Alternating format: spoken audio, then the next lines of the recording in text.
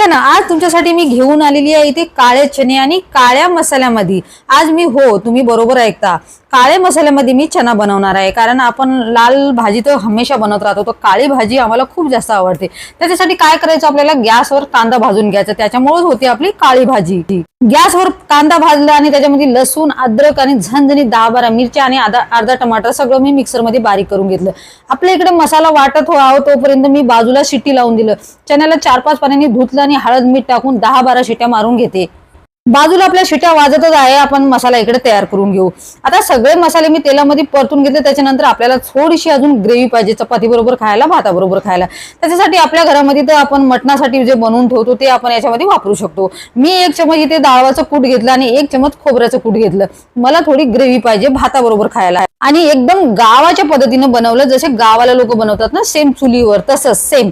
तुम्ही असंच बनवता का, नक्की कमेंट मध्ये सांगा. आणि या चणे